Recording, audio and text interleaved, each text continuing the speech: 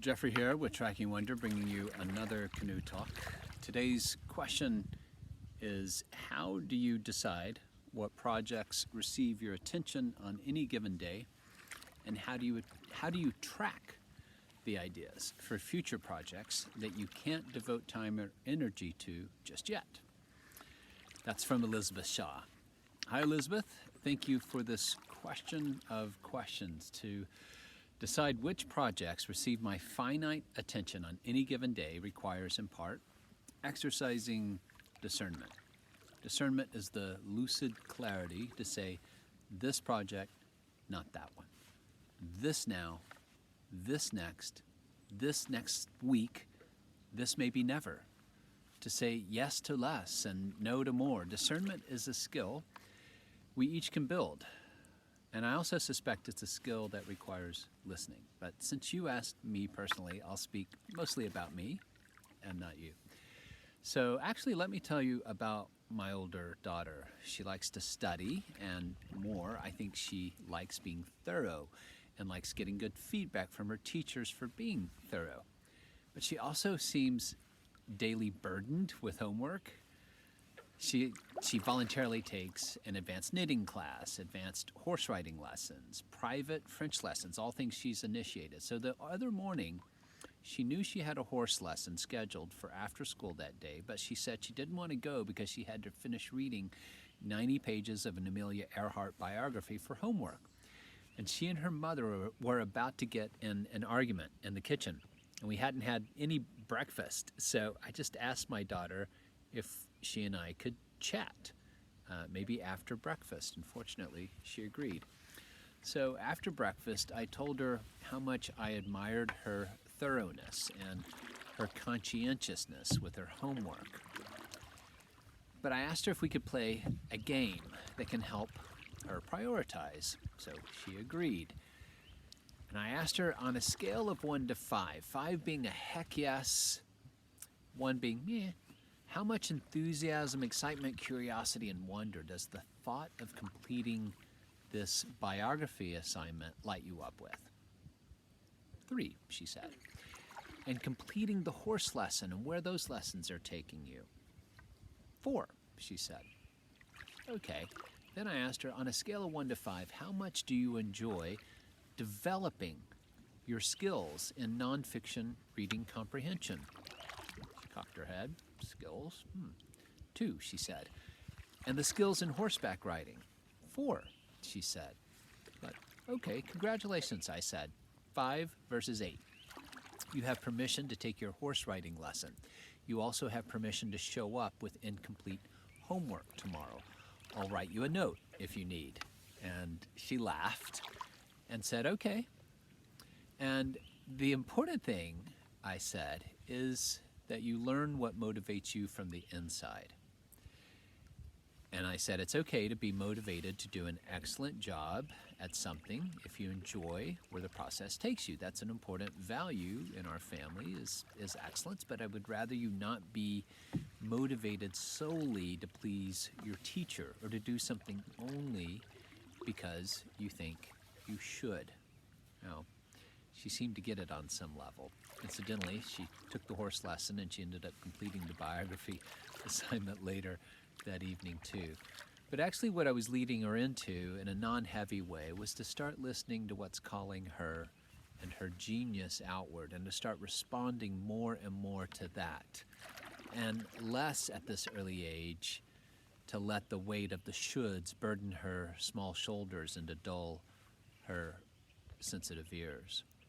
My own discernment is often tacit, so I don't always consciously think through what I'm going to say here, but these things have guided me over the years.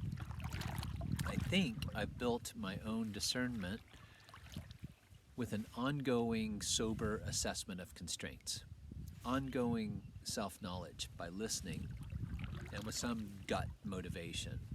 My biggest constraint is my mortality. So remembering that I probably have less than 1,500 weeks in this one beautiful life is a daily wake-up call for me to choose well or to be chosen well.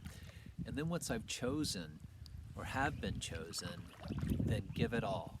give it my genius best for this one day, for 1 or 2 hours allotted to that priority. One of our team members is in his 20s, and when we took him through the Young Genius exercise, he said that one of his genius traits is limitless, the feeling that he can do anything if he just puts his mind and talents to the task. So far, that's actually been true about him. And I don't envy him his sense of limitlessness. I've been there. I'm more content at this stage in my life to devote considerable attention to being an integral part of the family, to taking care of this home, to caring for team members and community members, and carving time to advance my endeavors. These facets of my life, at least for now, are not so much in battle. But before a project even gets on my daily, weekly, or monthly radar and calendar, and I'm like, I am focusing on this endeavor, not that, I have to put it up against other possibilities. I have to recognize the constraints in my talents and resources, and then the natural constraints in my voluntary commitments to other people. And I do ask myself questions about whether or not my pursuing a certain endeavor is one I think I should do, or is it one that would light me up with possibility and wonder? How much? And how much will it ask me to develop skills I enjoy developing? How much time will it take? How aligned is it with my sense of a vision? And how much value might it offer others? What's the potential emotional and financial return? Now, I don't ask all of those questions all the time, but I do on a fairly consistent and somewhat implicit basis now. For instance, once my book Tracking Wonder was published, I had an explosion of ideas for other books. The next nonfiction book, children's books, a YA novel. All of those I've deliberately put on what I call the back burner until I further play out some other priorities that give the teachings in Tracking Wonder their due attention, not just to run off to the next thing. And on the mid-burner of possibilities are a Wonder at Work community, developing the Tracking Wonder journal, reviving the Tracking Wonder podcast show. But those are on the mid-burner, not on the back. And when they're on the mid-burner, they're not really getting active attention right now, but they will, they might. I place all of these project possibilities in a document called This Year's Endeavors. And each 3 months or so, I check this document as part of my quarterly review to see if I want and can shift the order of the back burners, the mid burners, and the front burners. It's not a scientific process, it's not always consistent, but I've narrowed the front burner priorities to only 2 or 3 endeavors right now. And this brings me great fulfillment when I allow such limited priorities to allot limited resources, bandwidth, and energy. So once they're on the front burner, they get on a general schedule, and then each week I see where I have space on which mornings for my extended focus and flow sessions for whatever that priority endeavor is. I also devote lots of Mondays and Fridays to these focus and flow sessions. And I try to be really specific on what I can accomplish in each block. It's not always precise. There's always room for negotiation with myself.